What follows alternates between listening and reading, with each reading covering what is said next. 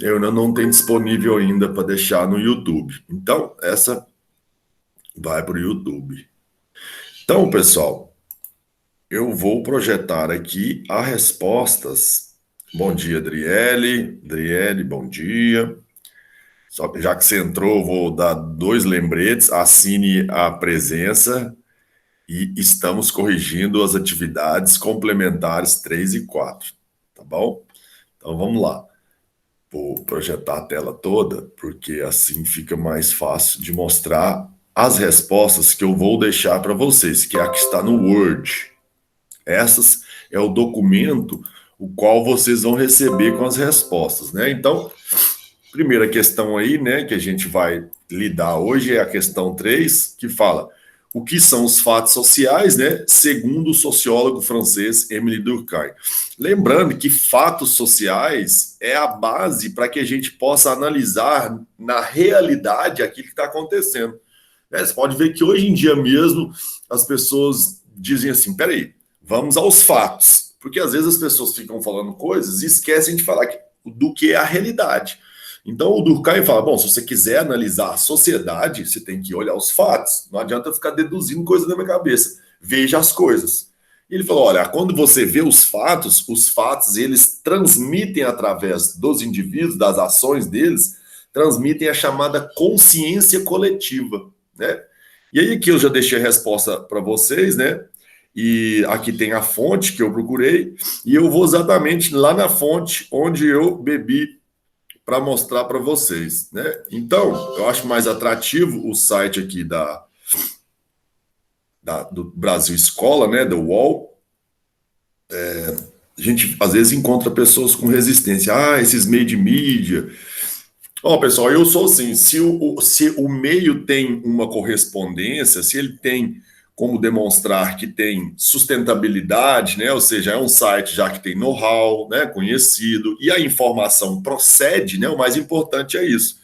Às vezes o emissário em si não é tão importante. O importante é a mensagem, né? A mensagem, se ela está correta, então isso já serve de base para a nossa resposta aqui, né? Então ele vai lá. Fato social é um conceito sociológico que diz respeito às maneiras de agir dos indivíduos de um determinado grupo e da humanidade em geral. Segundo Durkheim, pensador francês considerado clássico da sociologia, os fatos sociais moldam a maneira de agir das pessoas pela influência que eles exercem sobre elas. É aquela coisa da coerção, né? Uma das características do fato. Então, os fatos são conjuntos de hábitos praticados pelas pessoas por meio de suas ações, permitem identificação de uma consciência coletiva. É aquilo que eu disse. Então, quando as pessoas vê as pessoas agindo de uma determinada forma, não é por acaso. É porque a própria sociedade já estabeleceu determinadas regras, normas que já está incutida na cabeça de todo mundo. E essa norma, né, ou seja, essa consciência coletiva que paira sobre nós, né, está sobre nós e age como uma força, ela molda todos nós dentro daquele padrão estabelecido pela sociedade. Né? Igual eu gosto de dar aqueles exemplos mais esdrúxulos para vocês não esquecerem. O cara andar com roupa de banho no centro de Monte Carmelo. Isso não é um crime, mas assim, pela nossa consciência coletiva de Monte Carmelo, não é uma cidade de praia, não tem represa, não tem nada para que a pessoa fique andando de roupa de banho, a não ser que ela esteja fazendo alguma propaganda, um marketing ali, sei lá, né? Mas, assim, deliberadamente, a pessoa, vou pegar uma toalha, uma canga, sei lá, e vou estender ali na praça central, vou tomar um sol lá. As pessoas vão achar, no mínimo, isso aí meio uma maluquice, né? Então é uma coisa simples, mas que a própria consciência coletiva ela já acusa. Ela fala, ué, que cara maluco, meu, o que é aquilo ali, né? Então nós já acusamos. Quando fere a nossa consciência coletiva, a gente já acusa isso. Se fosse uma cidade diferente, uma cidade praiana, a coisa mais comum você ver a pessoa transitar por toda a cidade, ir almoçar, vai em restaurantes, com roupa de banho, né? Então o contexto também define a própria consciência coletiva. Consciência coletiva tem dentro dela a própria moral, né? E aí, quando a gente olha os fatos sociais, nós vemos essa consciência coletiva acontecendo, né? Então, a consciência coletiva, ela se expressando nos fatos. Então, ele define aqui a definição, né, o conceito. Qual é o conceito de fato social? E ele define, né, Durkheim, o fato social é toda maneira de agir fixa ou não, né, pode variar, suscetível de exercer sobre o indivíduo uma coerção, uma força, né, exterior. Ou ainda que é geral na extensão de uma sociedade dada, ou seja, acontece de forma geral, não é uma coisa isolada, né? Para ser social, não pode ser individual, né? Tem que ser social. Parece óbvio, mas, né, é exatamente isso que está dizendo aqui, né? Que é geral, né? Não é uma coisa individualizada. Apresentando uma existência própria, independente das manifestações que possa ter. Então, por que ele fala geral? Aqui nesse conceito já tem todas as características do fato social, que ele é coercitivo, que ele é exterior e que ele é geral. As três características para que você possa definir o que é um fato social. Então, por que é importante a gente entender essas características? Por exemplo, a coerção é a força que exerce sobre nós, né? Então, se você age fora daquilo que a consciência coletiva já estabeleceu, você sofre alguma sanção. Por exemplo, fila. Existe lei de fila? Não existe uma lei falando na fila, você deve, quando encontrá-la, ir para o último lugar. Não tem isso. Né? Você chega, a fila está lá como um bom senso daquilo que já está contido na nossa consciência coletiva, do tipo, vou lá para a fila, lá para o último lugar. Beleza. Se isso já é a força coercitiva te falando, ó, vai lá para o último lugar. Né? É lógico que, por exemplo, os psicopatas, eles não têm esse freio social, essa força que a sociedade impõe para que ele haja de acordo com o grupo, o psicopata não tem.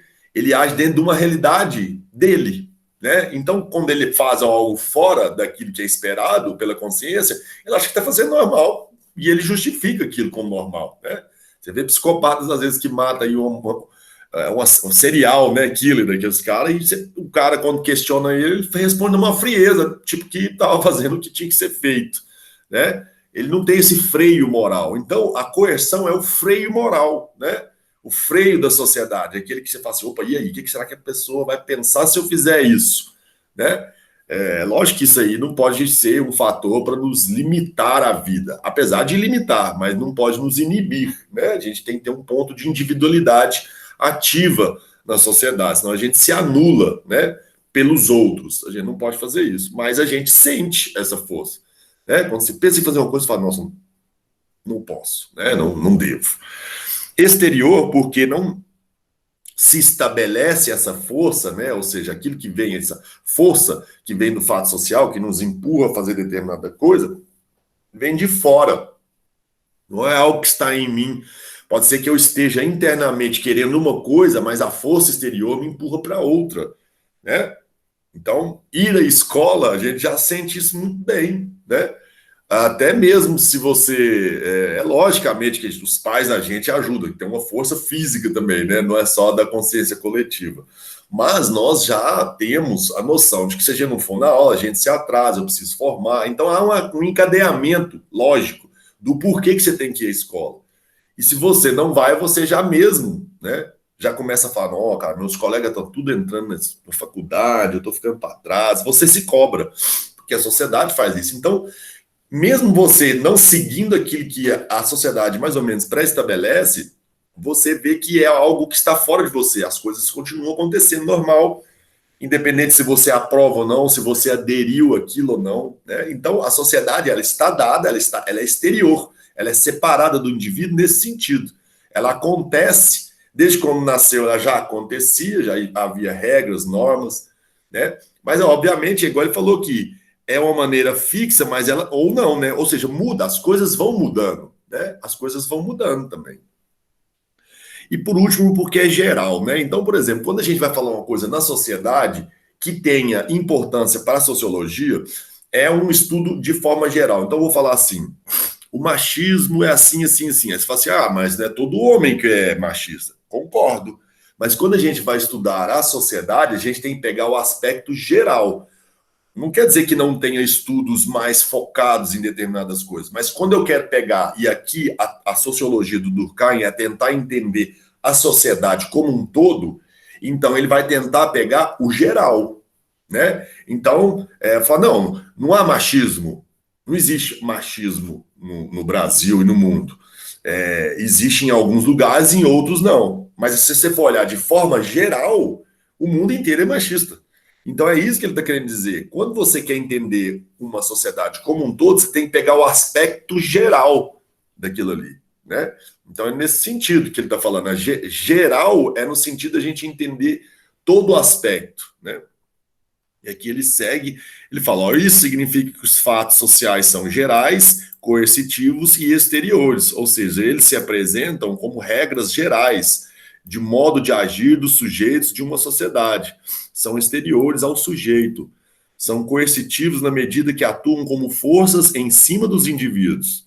Nesse sentido, o fato social é verificado e não pode ser modificado pela ação individual. Então, ele está acontecendo, independente da minha vontade, não há como eu mudar aquilo, né? A não ser que eu faça um movimento social. Aí já não é individual mais, é um movimento social. Aí eu posso mover, né, forças sociais, né?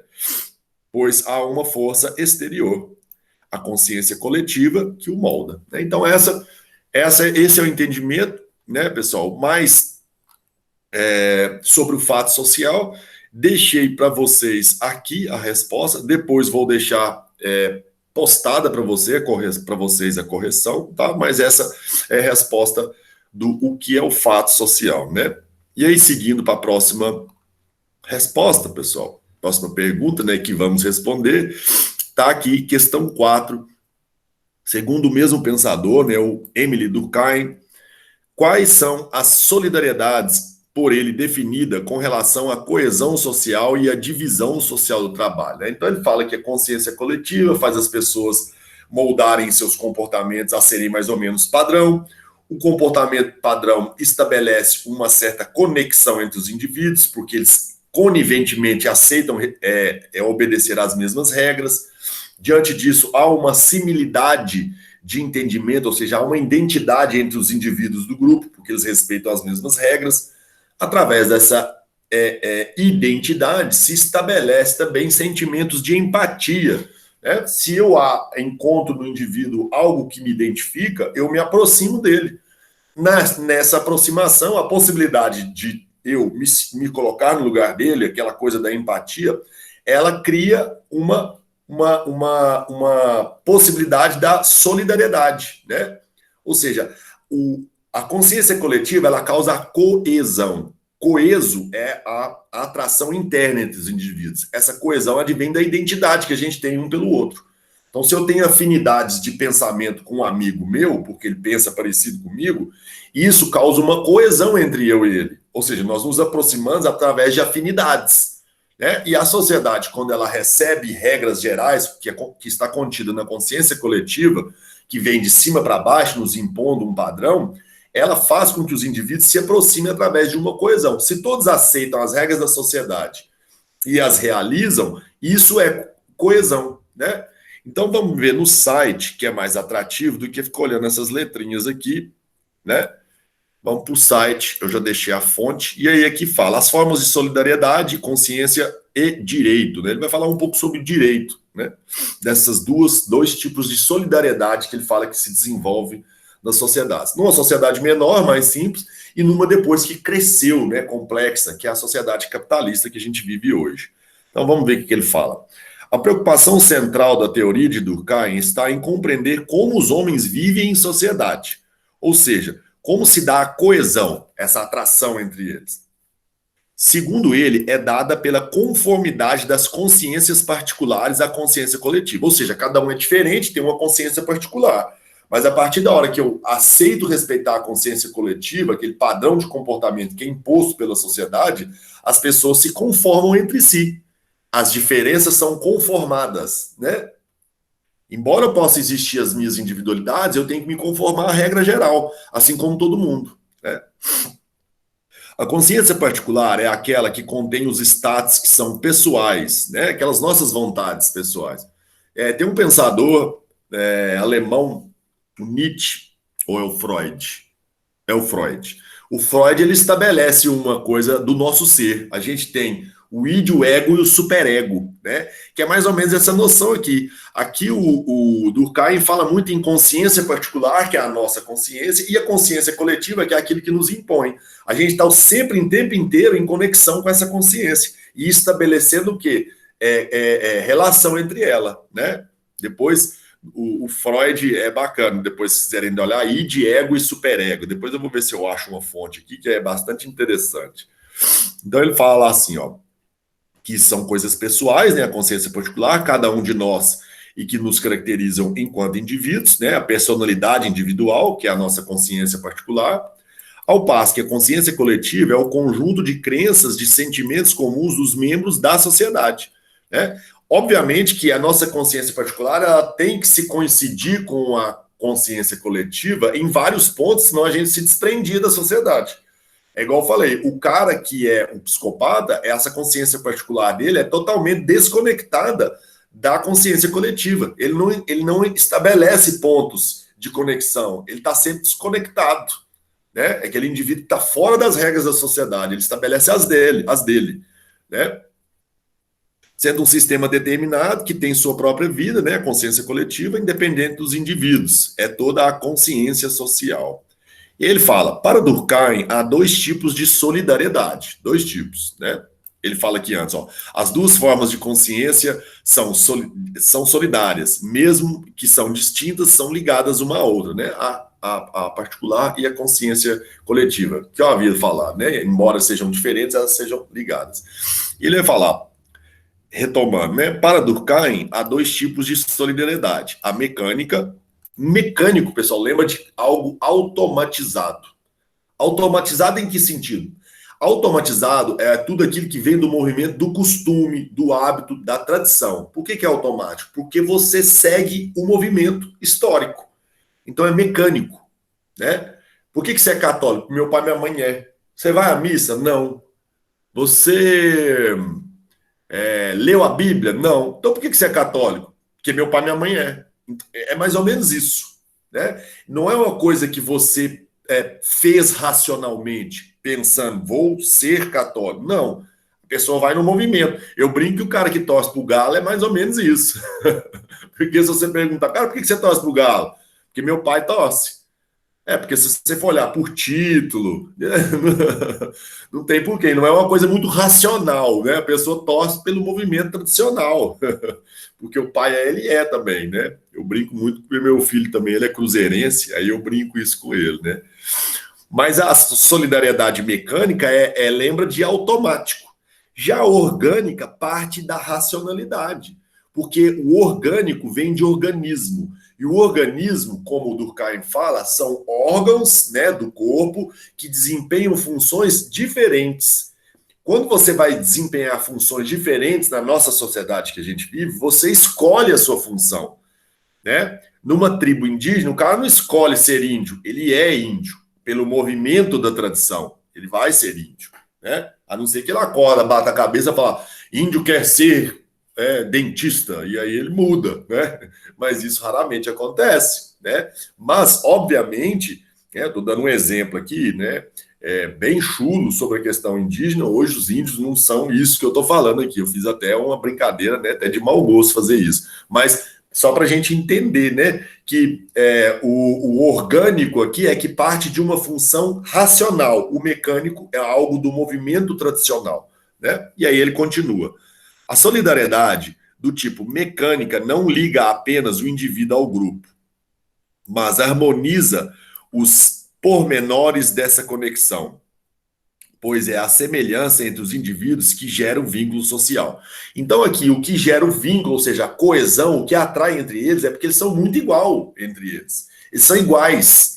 Iguais em que sentido? Bom, as minhas tarefas como índio são idênticas do meu irmão índio, do meu primo índio, do meu avô índio, são iguais, né? São tradicionais, passam de geração para geração, né? A divisão social do trabalho, nesse caso, né, nessa solidariedade mecânica, ela é pequena. É muito pequena. É tipo assim, os homens fazem isso, as mulheres fazem isso. Os velhos também aquilo e os novos isso. Ou seja, são divisões do trabalho baseadas entre sexo e idade, né? É essa que é a divisão do trabalho, muito pequena, não há muitas funções, até porque não precisa. É uma sociedade simplificada, né? Não tem instituições, não tem atribuições extras. A demanda pelas coisas na sociedade ela é muito mais tranquila, né, do que a nossa sociedade cheia de desejos, né? Inexiste simplesmente, né, a divisão. Há uma identidade entre as consciências individual e coletiva, ou seja, a consciência coletiva e a individual é praticamente idêntica, não há individualidade. Então, ou seja, a consciência coletiva ela é fortíssima nesse lugar. Ela consegue fazer com que todos pensem igual a ela. Consciência coletiva. Então, a conexão entre a consciência coletiva e a individual ela é forte aí, perfeita. O que quase os indivíduos não têm individualidade, eles não têm individualidade, eles são praticamente quase que idênticos na forma de pensar, de agir, de ser, tudo, né? Isto é, a identidade social se dá porque os homens são semelhantes entre si. Como exemplo, temos sociedades primitivas, né? Eu dei exemplo de uma sociedade indígena, né? É importante ressaltar que o direito na solidariedade mecânica é repressivo. Vamos entender o que é isso. Por que o direito aqui é repressivo? Pelo seguinte, pessoal: se um índio comete um ato, um crime, né? O índio cometeu um crime, ou seja, ele feriu a consciência coletiva. A consciência coletiva manda ele agir de uma forma, ele vai agir errado. Como aqui a consciência coletiva ela até se confunde com a individual, a importância aqui é o grupo e não o indivíduo. Então ele é levado na frente de todo mundo. Isso aí é uma regra geral. Não estou falando que todas as sociedades são assim. Estou falando generalizado, né? Como o Durkheim mesmo ensina. Essas sociedades mais simples, por que é repressivo? Porque eu tenho que reprimir o indivíduo que agiu errado, que cometeu o crime, mas contanto que a repressão seja mostrada para o grupo, porque o grupo é que precisa entrar em ordem novamente. Ou seja, quando o indivíduo ele erra aqui, ele fere muito mais a consciência coletiva, porque ela se confunde, ela é muito mais ligada entre eles, né? Como a consciência coletiva e a individual são muito ligadas, quando o indivíduo erra, ele fere essa ordem social que está na consciência coletiva. Então é importante que se restabeleça essa ordem. De que forma? Mostrando para todo mundo que aquele que faz algo errado será punido severamente. Então notem que eles são levados na frente de todo mundo, ele é desmoralizado, as pessoas proferem palavras para ele, né, agressivas, né, com raiva, né? Onde que a gente pode notar isso? Que é uma sociedade tradicional também e que utilizava-se desse direito repressivo, que vocês já devem ter visto em filmes, são aqueles filmes medievais, né, de castelos e tal, que eles botavam o cara num negócio de madeira assim, né, preso o pescoço e os braços, e ele era levado na frente de todo mundo jogava coisa nele, depois levava ele para a forca, ou se não decapitava pela guilhotina. Qual que é o intuito de eu punir um indivíduo na frente de todo mundo? É única e exclusivamente passar a mensagem para o grupo, né? Eu não estou importando se a pena vai ferir o psicológico do indivíduo, se ele depois não tem como se ressocializar e se recuperar. Eu não tenho esse tipo de preocupação aqui na nossa sociedade, já tem, né? Porque aqui o importante é o grupo é mais importante. Se um índio nasce com um problema físico, ele será futuramente um problema para o grupo. O que eles fazem com esse índio? O índio, ele se torna uma oferenda da mata, vira comida de onça. Eu brinco aqui, mas é um exemplo isso, né, pessoal? Para dar ênfase exatamente nisso. Por exemplo, a nossa sociedade já é diferente sobre isso. Há uma ênfase no indivíduo, né? Aqui, então, por ser uma ênfase no grupo, eu preciso reprimir o ato que fugiu do que aquilo que a consciência coletiva nos impõe, exatamente para mostrar que quem erra vai sofrer severamente, né? Então, ele fala, serve para manter a coesão social, né, a punição, pois qualquer ação errônea vai contra a consciência coletiva e exige uma aplicação de uma pena para reforçar essa consciência, né? Aí agora ele vem sobre a orgânica.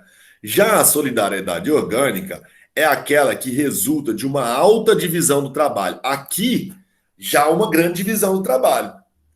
Então, os indivíduos, à medida em que a sociedade vai crescendo, cada um teve que atuar numa área diferente, porque eu sozinho, numa sociedade como a nossa, eu não consigo realizar todas as coisas para suprir minhas necessidades. Eu não consigo, eu não tenho aqui uma vaca para ter leite, uma galinha para ter ovo, eu não tenho máquina de confecção de roupa. A nossa sociedade ela cresceu a um ponto que cada um teve que se especializar numa área, porque a demanda cresceu demais. Então a divisão social do trabalho ela aumentou. Quando ela aumenta e os indivíduos procuram realizar trabalhos específicos, eles se diferenciam entre si. Então, aquela coisa da consciência coletiva, de todo mundo ter o pensamento que se confunde com a consciência coletiva, na nossa sociedade não mais. Como a consciência coletiva ela se dispersa num bando muito maior, a gente vê que a força da consciência coletiva ela se dissipa. Aí a conexão entre consciência individual e consciência coletiva ela se faz, mas não tão firme. Ela é mais flexível, né?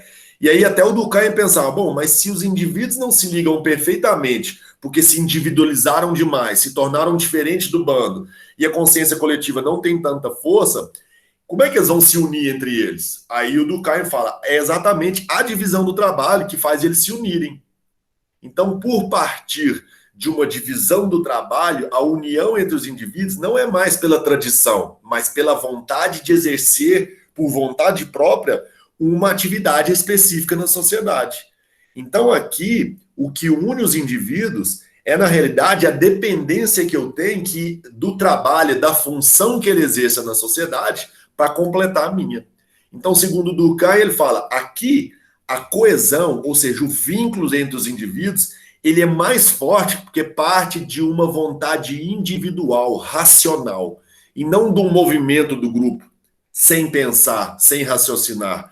Não, aqui é algo que o indivíduo age mais racionalizado. Inclusive, o Durkheim fala algo que outro pensador, depois que a gente vai ver, ele fala, a nossa sociedade ela se racionaliza. E é mesmo, desde as sociedades mais primitivas até hoje, a gente tem racionalizado tudo. Inclusive, nossa religião tem se racionalizado. Explicações religiosas que fogem da lógica hoje, qualquer um refuta, fala, não, que viagem, nada a ver isso. As pessoas já não aceitam mais respostas que não tenham tanta racionalidade. Né? Então, a nossa sociedade, a nossa divisão do trabalho, ela parte de uma vontade racionalizada. Né? E aí, então, por isso que as conexões dos indivíduos entre si, elas vão ser mais fortes, dos indivíduos entre si serão mais fortes porque partem de uma vontade própria, né? Então ele fala aqui, ó, é uma divisão social do trabalho na qual o grande número de especialistas faz com que haja uma interdependência, ou seja, é a diferença entre os indivíduos que faz com que haja o vínculo social. Como eu não completo tudo que eu preciso na minha vida, eu preciso de outro, que outro precisa de outro. O motorista que precisa do médico, o médico precisa do professor, o professor que precisa do secretário, o secretário precisa do pedreiro, e aí vai, né? Em razão da intensa divisão social do trabalho, há o predomínio da consciência individual, sendo que cada indivíduo tem uma esfera própria de ação, uma personalidade que na consciência coletiva exerce uma coesão mais intensa. Então ele fala aqui, ó, a consciência individual, sendo cada indivíduo uma esfera própria, né, individualizada, uma personalidade que na consciência coletiva exerce uma coesão mais intensa. Então ele vai falar que essa individualidade ela vai conseguir ter então uma coesão maior, porque parte do indivíduo e das suas vontades que dependem um do outro, né? Aí ele fala, ó, pois os indivíduos dependem mais uns dos outros, muito mais, né? Um índio, por exemplo, ele é ligado ao grupo, ele até se confunde com o grupo. A consciência individual dele é a mesma da consciência coletiva. Mas ele não precisa, para suprir suas necessidades, de nenhum outro dos índios ali, dependendo. Né? Exclusivamente de um único índio, não. É lógico que ele precisa do grupo como um todo. Né? Ele não viveria sozinho. Mas em termos de dependência para realizar suas necessidades, a nossa sociedade é muito mais. Né? O cara não consegue nem sair de casa se ele não tiver uma roupa, né, para alguém vender para ele. Nessa forma de solidariedade, que é orgânica, os indivíduos estão agrupados não mais segundo as relações de descendência, né, de pai para filho, geração para geração, né, mas segundo a natureza particular da atividade social que exerce. Então, os indivíduos se ligam aqui pela sua atividade particular que ele oferece no grupo. Temos como exemplo a sociedade capitalista. O direito dessa solidariedade é restitutivo ou cooperativo. Então, diferentemente do direito no outro, que era repressivo, esse é o restitutivo. Por que restitutivo? Eu tenho que punir o indivíduo, mas já pensando em recuperar ele para ele ser reestabelecido na sociedade. Por quê? Porque aqui a ênfase na nossa sociedade é mais no indivíduo e não no grupo. Tanto que a nossa sociedade se tornou individualista, porque nós damos crédito à busca individual das coisas. Né? Aquela coisa de você se lançar ao mundo através dos seus esforços, você buscar e através dos méritos seus você conseguir. Então a sociedade nossa, ela prega muito essa questão da individualidade, do indivíduo agir por si só, com autonomia. E a partir do seu livre-arbítrio, sua vontade própria, ele decidir o que ele quer fazer na sociedade. Então, para se ligarem o indivíduo no outro, né, eu dependo de cada um desses. Então, esse indivíduo se torna importante para a sociedade. Existem leis que surgiram lá desde a Revolução Francesa, direitos do homem e do cidadão. O que é isso? São direitos que passam a construir o indivíduo, o cidadão. Não existia um indivíduo cidadão com direitos próprios antes da Revolução Francesa. Os direitos, a maioria deles, eram ligados à questão de costumes. Não haviam direitos pré-estabelecidos, positivados numa lei. Não existia isso antes, né? Por quê? Porque não havia defesa de direitos para um indivíduo. Quando surge o indivíduo, lá na Revolução Francesa, o cidadão precisa de direitos, aí surge esse indivíduo, né, abstrato, aí, criado pelo pensamento teórico, de que é o indivíduo que precisa de direitos para proteger a vida dele, nós passamos a proteger a vida do indivíduo. Então, se o indivíduo na nossa sociedade nasce com problemas físicos, ele vai ser curado, ele vai ser tratado, coloca ele numa estufa, porque eu preciso cuidar da dignidade da vida dele. Numa tribo, numa sociedade simples, não existe essa coisa de dignidade, né? O grupo é mais importante do que a dignidade do indivíduo, numa sociedade simples. Então, aqui, se eu pego o cara e coloco ele na frente de todo mundo e vou punir ele para todo mundo ver, esse cara, a possibilidade dele se ressocializar é mínima. Ele vai ter que sumir daqui, né? Então, hoje, né, se preocupa com o indivíduo. Então, eu tenho que, teoricamente, pessoal, lógico que a gente não pode levar de base o nosso sistema prisional, né? Mas, teoricamente, para que servem os sistemas prisionais? Teoricamente, né? O resultado disso já é uma outra discussão completamente diferente. Mas, teoricamente, ele serve para o indivíduo sentir a falta da sua liberdade, né? Ele é privado de liberdade, para que ele possa se reaprender a ressocializar. Então eu tenho que cuidar dele para ele voltar a ver sentido na vida, agindo corretamente. Então, se a gente pensar nas prisões nossas no Brasil, a tese já furou, né? Porque nossas prisões, o cara entra lá dentro e vai ficar mais revoltado ainda, né? Então, mas teoricamente, a privação da liberdade, ela funciona no sentido do indivíduo passar por um momento reflexivo, de introspecção, que ele se entenda. Então, para isso, ele tem que estar em atividades que sejam nobres, laborativas, ou estudando, ou trabalhando, né? Tem gente que pensa, o preso vai preso e não trabalha. Trabalha sim, tanto é que é uma das coisas de remir pena, né? Para ele diminuir a pena, eu não posso obrigar, né? Porque a gente viveu num país que teve escravidão, então obrigar eu não posso. Mas dá a opção para ele, ó, se você trabalhar, você pode diminuir sua pena, né? Outra coisa, trabalho, limpar a cela, isso aí é obrigado, né? Ou seja, a manutenção dos seus lugares ali é obrigado, né? Então isso aí as pessoas às vezes não entendem, mas tem isso lá, né? Então, o nosso direito, ele se preocupa com o indivíduo, né? A nossa sociedade, então há uma individualidade, a nossa consciência individual, ela é muito forte. A consciência coletiva nos empurra, mas nós conseguimos, né, nos apresentar como indivíduos isolados muito mais vezes, né? A gente tem como ser diferentes do bando. Meu pai e minha mãe é fazendeiro, eu me tornei outra coisa completamente diferente, né? Há uma individualidade em curso, né? Portanto, há uma correlação entre os tipos de consciência que determina o tipo de solidariedade e do direito que mantém o elo entre o indivíduo no interior de uma determinada sociedade. Então, essa solidariedade, ela reflete direto no como o direito é estabelecido, né? Então, pessoal, eu espero que vocês tenham entendido. Quero agradecer a presença de todos e perguntar: há alguma dúvida, pessoal? Por enquanto, nenhuma dúvida, você explicou muito bem. Ô, valeu, Paulo. Brigadão. Nenhuma dúvida. Meninas, meninos, vocês conseguiram entender? Tá tudo entendido? No meu caso, eu já consegui entender. Ótimo.